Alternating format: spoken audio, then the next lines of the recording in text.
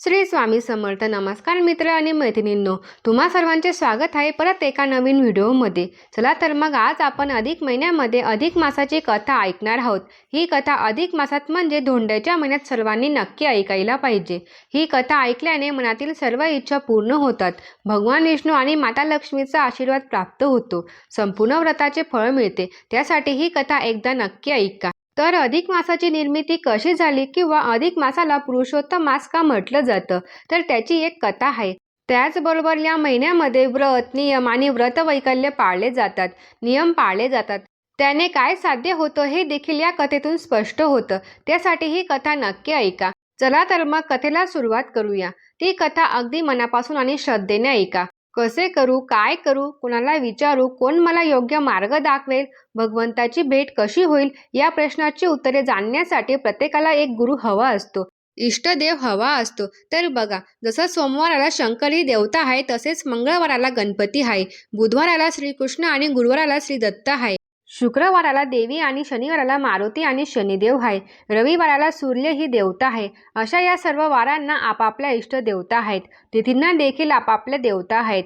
प्रतिपदेला अग्नी, तर द्वितीयाला अश्विनी, चतुर्थीला गणपती, तर सप्तमीला सूर्य, नवमीला दुर्गा, तर एकादशीला विष्णू, त्रयोदशीला शिव, तर नक्षत्रांना देखील आपापल्या इष्ट देवता आहेत. रोहिणीला चंद्र, तर कृतिकेला सूर्य, पुनर्वसूला बृहस्पती. इतकेच काय, तर महिन्यांना देखील आपापल्या देवता आहेत. चैत्र महिन्याची देवता गौरी आहे, तर कार्तिकेचा देव स्कंद आहे, मार्गशीर्ष महिन्याचा देव कृष्ण आहे, तर माघ महिन्याचा देव शिव आहे, तसेच फाल्गुन मासाचा देव कामदेव आहे. तर अधिक मासाला मात्र कोणी देवता नव्हते. असे का? वनात असलेल्या ऋषी मुनींनी व्यास महर्षींना हा प्रश्न विचारला. महर्षींनी त्यांना अधिक मासाचे महात्म्य सांगितले. ते असे की एका वर्षातील 12 पौर्णिमेचे एक चंद्रवर्ष होतं. त्याचा कालावधी 354 दिवसांचा असतो. एका वर्षातील सूर्याचे 12 राशीतून संक्रमण म्हणजे एक सौरवर्ष, हा कालावधी 365 दिवसांचा आहे. या दोघांच्या कालावधीमध्ये 11 दिवसांचा फरक आहे. यामुळे या दोघांचा मेळ बसवण्यासाठी साधारण 2.5 ते 3 वर्षांनी दोन्हींमध्ये 30 ते 33 दिवसांचा फरक पडला जातो. चंद्रवर्षात अधिक मास घेऊन दोघांची सांगड घातली जाते. ज्या चंद्र महिन्यात सूर्याचे राशी संक्रमण होत नाही त्या महिन्यात अधिक मास घेतला जातो. मग त्या वर्षात 12 ऐवजी 13 महिने असतात. म्हणून अधिक मास हा ठराविक ऋतूमध्ये येत नाही. त्या महिन्यात कोणतेही सणवार येत नाही. त्यामध्ये लग्नाचे किंवा अन्य मंगल प्रसंगाचे मुहूर्त काढले जात नाही. या 13व्या महिन्याला स्वतःचे नाव नाही आणि त्याला कोणतीही इष्ट देवता नाही. बिचाऱ्या अधिक मासाला कोणी देवता नसल्यामुळे तो अशुभ ठरला. शुभ कार्य काय, तर पितृकार्य देखील या महिन्यामध्ये वर्ज्य मानले गेले. मग काय, सगळेजण त्याला मलमास किंवा मलिन मास म्हणून हिणवू लागले. अशी निंदा ऐकून अधिक मास फार दुःखी झाला. मग त्याने विष्णूची उपासना केली. त्याला विष्णू प्रसन्न झाले. त्याला विचारले, तुला काय हवं आहे? अधिक मासाने आपले सगळे दुःख विष्णूंना सांगितले आणि म्हणाला, देवा, मला कोणीही देवता नाही, माझे रक्षण करणारा कोणी स्वामी नाही, माझी लाज राखणारी कोणी इष्ट देवता नाही, त्यावर काही उपाय करा. विष्णूने कळवळून त्याला स्वतःबरोबर नेले. तिथे त्याला एका रत्नखचित सिंहासनावर मुरलीधर पुरुषोत्तम बसले होते. ते एखाद्या तेजस्वी ज्योतीप्रमाणे शोभून दिसत होते. ती दिव्य मूर्ती पाहून अधिक मास आनंदाने डोलू लागला. करुणा सिंधू पुरुषोत्तमाने मलमासाची व्यथा जाणून त्याला वरदान दिले. आजपासून तू माझा झालास. आता माझे सर्व दैवी गुण तुझ्यात लीन होतील. यापुढे तुला कोणीही मलमास म्हणणार नाही. तुला आता सगळेजण पुरुषोत्तम मास म्हणून ओळखतील. या महिन्यात जो कोणी धर्म आचरणाची पुण्यकर्म करतील त्यांच्या जीवनाचे सार्थक होईल. त्यांची मनोरथे पूर्ण होतील आणि माझ्या कृपेने त्यांना मुक्ती मिळेल. मुरलीधराचे ते शब्द ऐकून पुरुषोत्तम मासाला अतिशय आनंद झाला.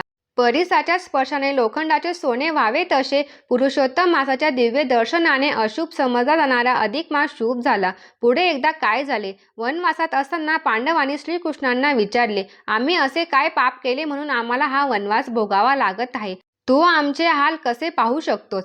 श्रीकृष्ण म्हणाला, त्याला मी काय करणार? तुम्हीच दूध खेळून तुमच्या कर्माने वनवास ओढून घेतला. ही तुमच्याच कर्माची फळे आहेत. त्यावर पांडवांनी विचारले, कृष्णा, आमच्याकडून पाप घडले हे खरे आहे, पण द्रौपदीला का वनवास भोगावा लागत आहे? तेव्हा श्रीकृष्णाने सांगितले, मागच्या जन्मामध्ये केलेल्या अपराधामुळे तिला वनवास भोगावा लागत आहे.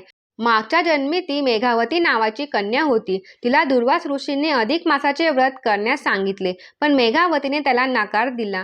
तेव्हा दुर्वास ऋषी संतापून म्हणाले, तू पुरुषोत्तम मासाला तुच्छ लेखलेस. अधिक मासाच्या वृत्तावर शंका घेतेस मुली, या अपराधासाठी तुला पुढच्या जन्मी वनवास भोगावा लागेल, म्हणून तिला या जन्मी वनवास भोगावा लागत आहे.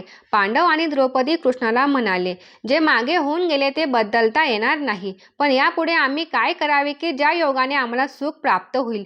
त्यावर कृष्णाने त्यांना अधिक मासाचे व्रत सांगितले. पांडवांनी त्याप्रमाणे केल्यावर त्यांची इच्छाशक्ती वाढली. त्या जोरावर त्यांना गेलेले राज्य परत मिळाले आणि मग ते सुख समाधानाने राहू लागले. व्यास ऋषी म्हणाले, अधिक मासात जो कोणी जप तप व्रत पूजा होम हवन करतील त्यांना अनंत पटीने पुण्य प्राप्त होईल. जे लोक भगवद्गीता भागवत कथा अथवा रामकथेचे वाचन किंवा श्रवण करतील त्यांना विशेष पुण्य प्राप्त होईल. दर अधिक मासात काही नवीन वृत्ते धरावी, ती मनोभावे पाळावी व मग जन्मभर सवय म्हणून एक एक रत्न जडवून घ्यावे, हेच या व्रताचे महात्म्य आहे.